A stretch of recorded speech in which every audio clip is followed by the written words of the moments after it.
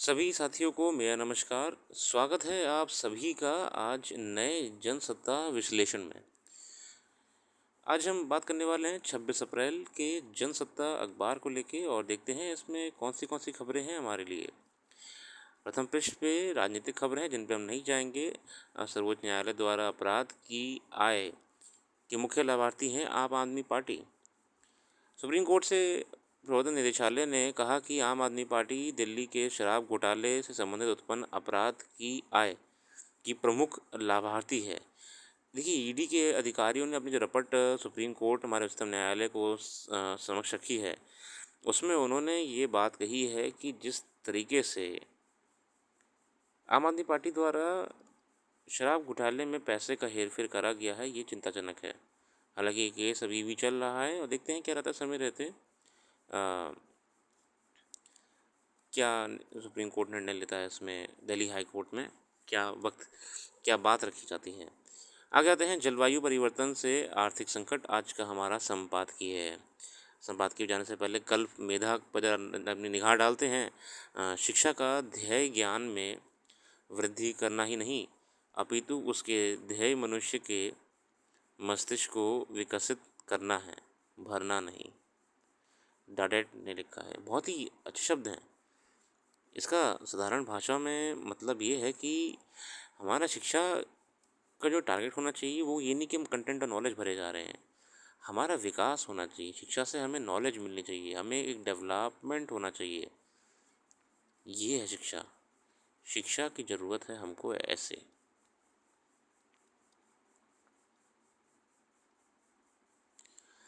जलवायु परिवर्तन विश्व समुदाय के समक्ष एक गंभीर संकट के रूप में उभरा है। ऐसा भी नहीं कि जलवायु परिवर्तन की समस्या अचानक पैदा हुई है। आज भले विकसित और विकासशील देश जलवायु परिवर्तन के लिए एक दूसरे को उत्तरदायी ठहराते हों, लेकिन ये समस्या वैश्विक है। इस विकट समस्या से विकासशील, गरीबी और कमज़ोर देश सबसे ज़्यादा पीड़ित हैं।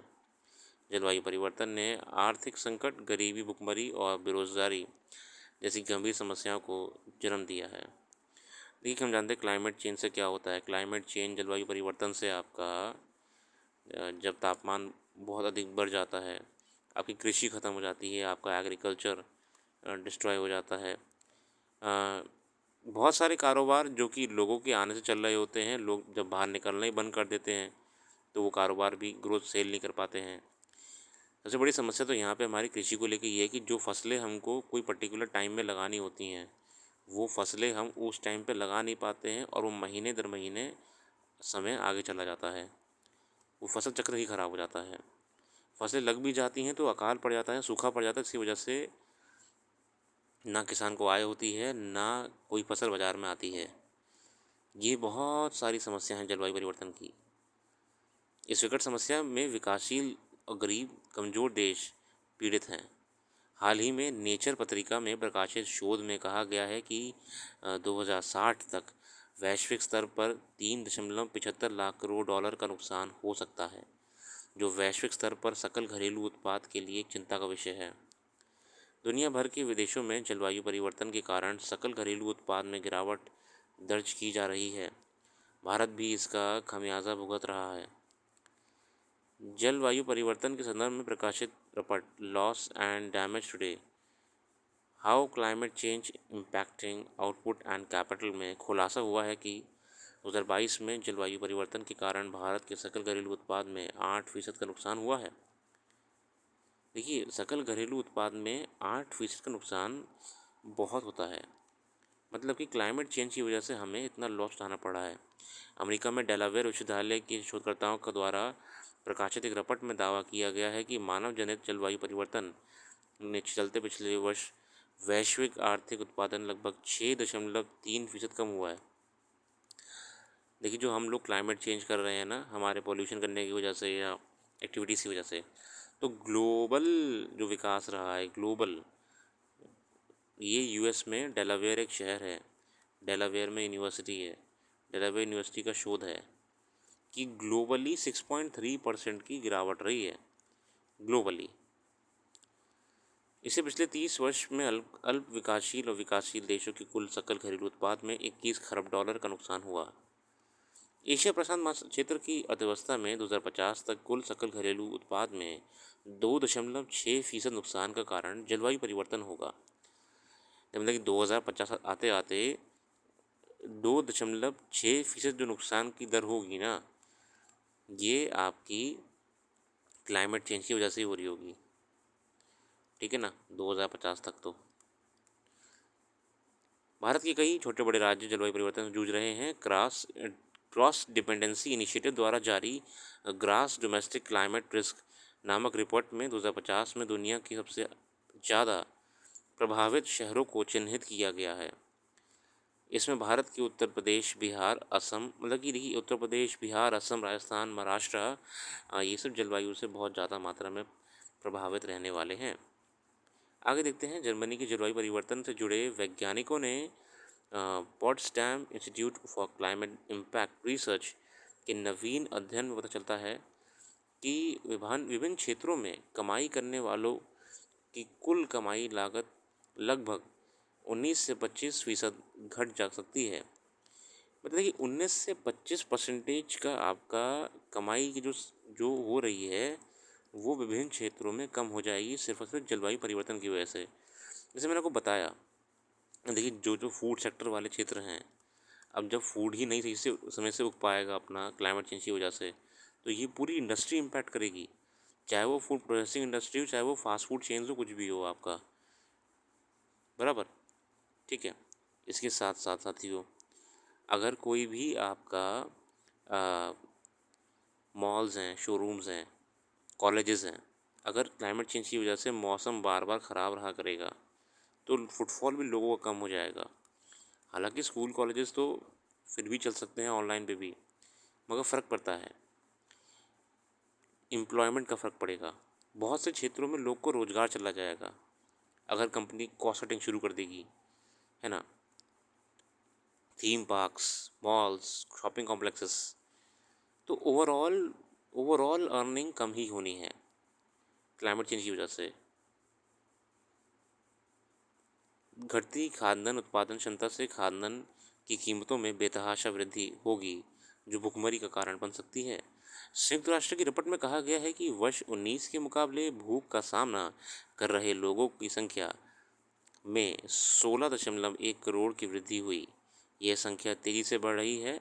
वर्ष 2020 में 81.1 करोड़ लोग भूख का सामना कर रहे थे। जलवायु परिवर्तन से निपटने के लिए दुनिया के सभी देशों को एकजुट होना पड़ेगा और भविष्य में जलवायु परिवर्तन को कम करने हेतु नई तकनीक और कार्यप्रणाली बनाना पड़ेगा। अगला अगले लेख पे चलते हैं साथियों। भूख की त्रासदी है लेख हमारे सामने। यह आप में एक बड़ा विरोधाभास है कि जिस दौर में दुनिया भर में अर्थव्यवस्था के चमकते आंकड़ों के जरिए लगातार विकास का हवाला दिया जाता है, उसमें करोड़ों लोग को पेट भरने के लिए खाना तक नहीं मिलता।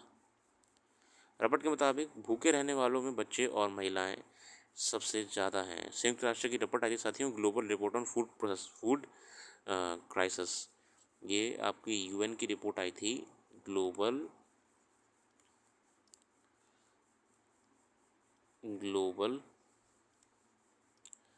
Report on food crisis.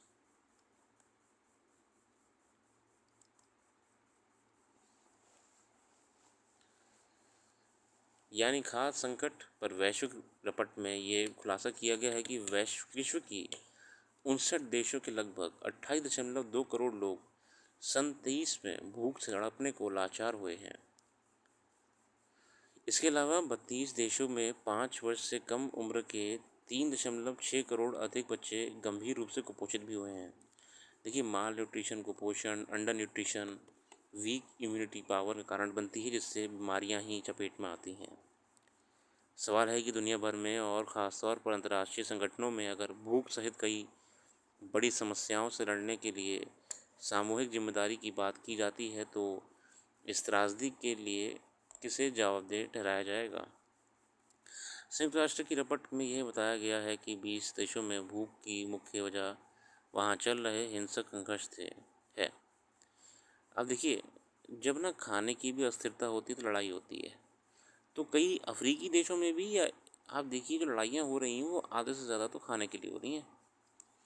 लोग फार्म लैंड्स पे कब्जा कर रहे हैं, ठीक है, मंडियों पे कब्जा कर रहे हैं, ताकि वहाँ पे कम संसाधन को भी कुछ ही लोग सेवन कर पाएँ।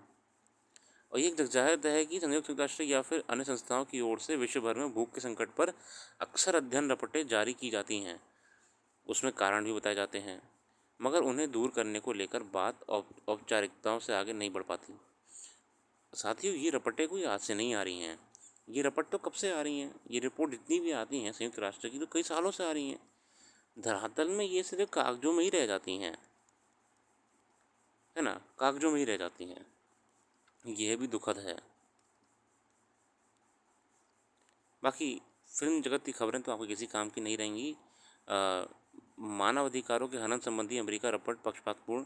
असल में विदेश मंत्रालय द्वारा जो अमेरिका ने हाल ही में अपनी रिपोर्ट निकाली थी मानव अधिकार की, उसमें मणिपुर को बड़ा क्वेश्चन मार्क दिखा दिया है कि मणिपुर में समस्याएं चल रही हैं। तो उसको लेके विदेश मंत्रालय ने कहा था कि भैया ये सब आपने एक बायस प्रोपागेंडा के चलते रिपोर्ट में हमारा नाम मेंशन करा है, और ऐसा कुछ भी नहीं है।